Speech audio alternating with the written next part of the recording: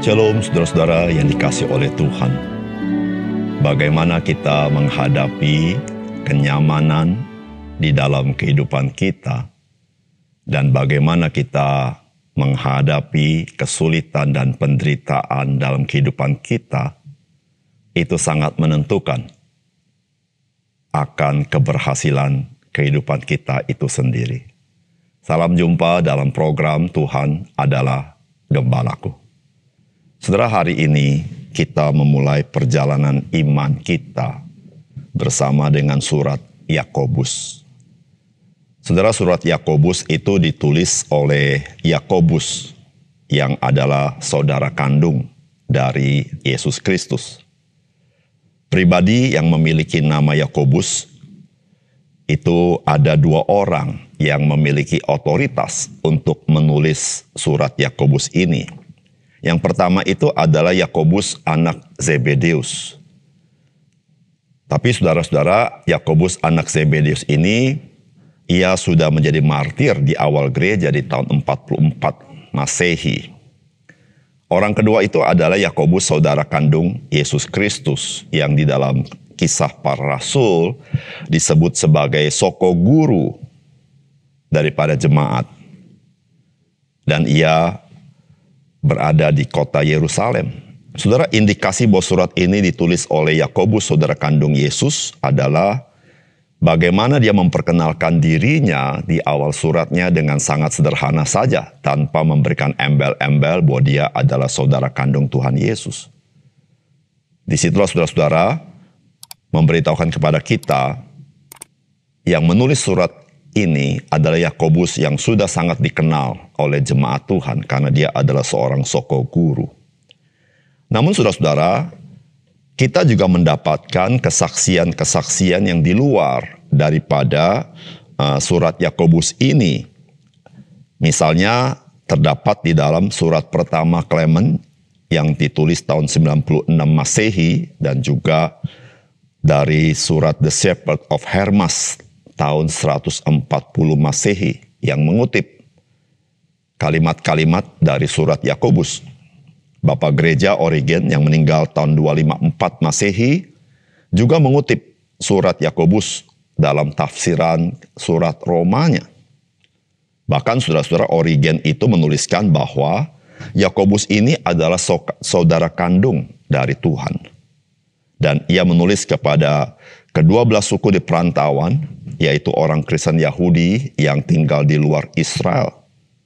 Meskipun yang membaca surat ini bisa saja adalah orang-orang Kristen juga yang non-Yahudi, turut menikmati berkat daripada firman Tuhan ini. Sedang mari kita membaca Yakobus pasal 1 ayat 1 sampai 4. Salam dari Yakobus, hamba Allah dan Tuhan Yesus Kristus kepada kedua belas suku di perantauan. Saudara-saudaraku, anggaplah sebagai suatu kebahagiaan apabila kamu jatuh ke dalam berbagai-bagai pencobaan. Sebab kamu tahu bahwa ujian terhadap imanmu itu menghasilkan ketekunan. Dan biarkanlah ketekunan itu memperoleh buah yang matang, supaya kamu menjadi sempurna dan utuh dan tak kekurangan suatu apapun. Saudara yang dikasihi oleh Tuhan, di awal surat ini, maka Yakobus memperkenalkan diri sebagai hamba Allah dan hamba Tuhan Yesus Kristus. Saudara, bukankah cara memperkenalkan diri Yakobus ini sangat menarik? Karena latar belakang dari Yakobus, ia adalah saudara kandung dari Yesus Kristus. Dia tidak menyebut dirinya sebagai saudara kandung Yesus Kristus, malah dia mengatakan dia adalah hamba Yesus Kristus. Saudara, disitulah saudara-saudara, di mana Yakobus melihat diri sebagai hamba karena dia mengenal siapa sesungguhnya Yesus Kristus. Yesus Kristus bukan sekadar saudara kandung daripada Yakobus, tapi Yesus Kristus adalah firman yang menjadi manusia. Dia adalah anak Allah itu sendiri. Saudara, disitulah saudara-saudara, maka Yakobus menaruh dirinya pada posisi yang tepat sebagai hamba Yesus Kristus. Saudara, surat ini ditujukan kepada orang Kristen Tentu orang Kristen Yahudi, saudara-saudara, yang berada di perantauan, yaitu di luar Israel, yang sedang mengalami masa-masa sulit dalam hidup mereka. Mereka itu orang Kristen Yahudi mengalami kesulitan dari orang-orang Yahudi yang non-Kristen. Namun mereka juga orang Kristen Yahudi yang berada di wilayah orang-orang non-Yahudi, sehingga mereka pun sebagai orang Yahudi mengalami kesusahan juga. Belum lagi terdapat di dalam jemaat orang-orang yang memiliki kemapanan yang bertindak tidak wajar kepada saudara-saudara seiman yang sederhana. Saudara bisa dibayangkan bagaimana kesulitan, kesusahan dan penderitaan mereka yang mereka alami dalam kehidupan mereka. Saudara, apakah pesan firman Tuhan bagi kita? Yang pertama, bagi orang percaya, pencobaan dalam kehidupan kita itu adalah ujian terhadap iman kita. Firman Tuhan berkata begini, saudara-saudaraku, anggaplah sebagai suatu kebahagiaan apabila kamu jatuh ke dalam berbagai-bagai pencobaan, sebab kamu tahu bahwa ujian terhadap imanmu itu menghasilkan ketekunan. Saudara, ketika kita membaca bagian firman Tuhan ini, maka saudara kita bisa melihat sebuah kontradiksi yang cukup ekstrim yang dituliskan di bagian ini, yang bagi manusia itu bukanlah sesuatu yang wajar. Kalau saya terjemahkan ke dalam bahasa letterlexnya atau harafiahnya, bunyinya begini, saudara. Saudara-saudara, anggaplah sebagai suatu kegembiraan yang luar biasa apabila kamu jatuh ke dalam berbagai-bagai pencobaan. Saudara, bagaimana orang yang sedang mengalami pencobaan dalam hidup ini? Tentu yang disebut pencobaan di sini, saudara, adalah kesusahan hidup. Pencobaan yang bukan karena dosa, penderitaan hidup. Saudara, bagaimana seseorang itu bisa memiliki kegembiraan yang luar biasa? Saudara, hal ini bagi manusia tidak masuk akal. Tetapi, saudara, kita bersyukur kepada Tuhan bahwa firman Tuhan mencelikkan mata rohani kita. Karena kalimat selanjutnya dikatakan, sebab kamu tahu. Saudara tahu dari mana?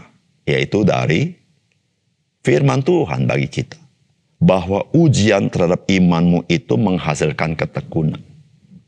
Saudara, ternyata pencobaan hidup dalam hidup kita itu yang sifatnya penderitaan, kesusahan, kesulitan, tantangan.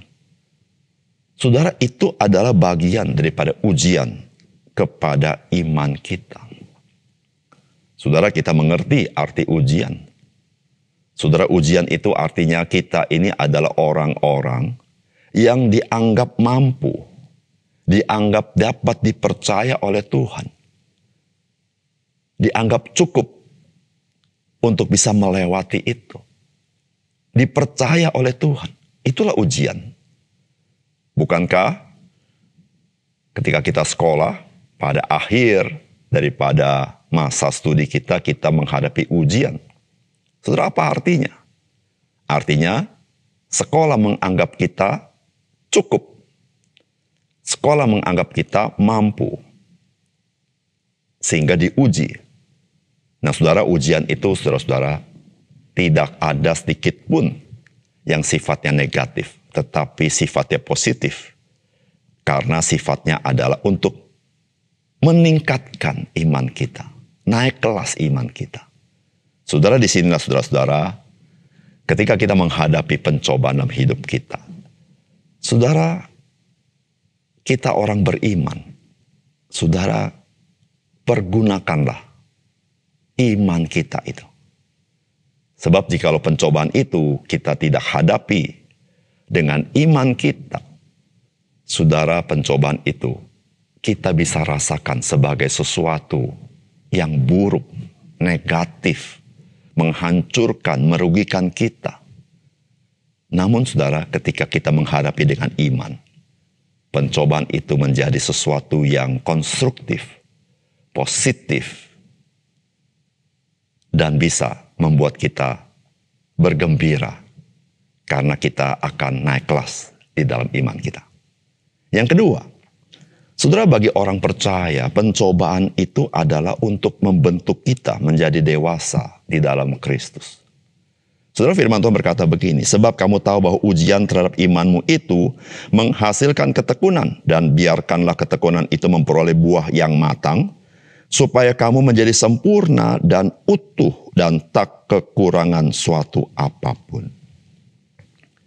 Saudara, pencobaan yang kita hadapi, yang sifatnya penderitaan, kesusahan, kesulitan, tantangan, tentangan, halangan, saudara-saudara, itu dipakai Tuhan untuk membentuk kita menjadi dewasa di dalam Kristus. Saudara, pencobaan yang seperti itu, yang merupakan ujian terhadap iman kita itu, bisa membentuk ketekunan dalam hidup kita. Endurance, daya tahan. Kesetiaan di dalam menghadapi kesulitan.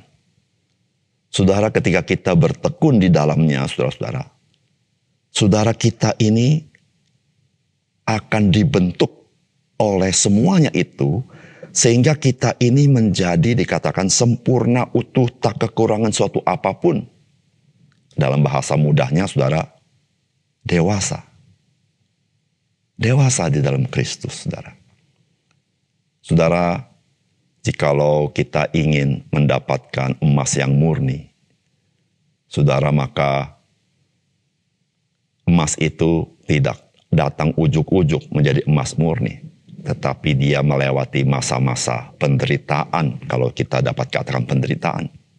Karena dia harus dilebur dengan api yang sangat panas.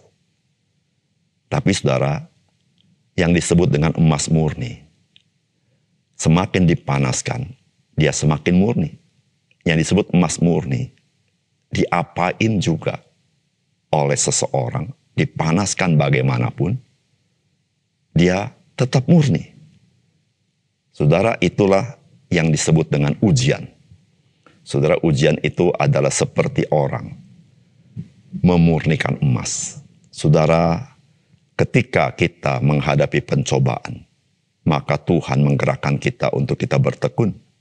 Dan kita bertahan dalam ketekunan itu yang memurnikan kita. Maka kita ini dikatakan menjadi sempurna.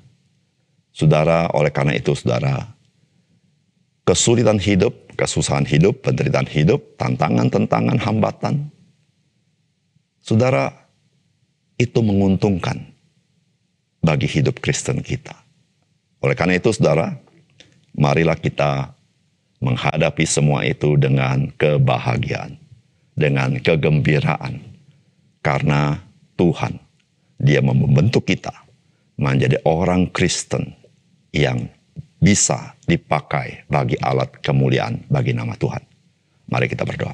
Bapa surga, terima kasih untuk kebenaran firman-Mu, dan biarlah firman-Mu menguatkan kami. Karena tidak seorang pun di antara kami yang tidak pernah mengalami pencobaan. Mungkin hari ini kami sedang mengalami pencobaan. Terima kasih Tuhan menyapa kami dengan firman-Mu. Kami belajar untuk menganggap sebagai kebahagiaan ketika kami ada di dalam pelbagai pencobaan. Terima kasih Tuhan.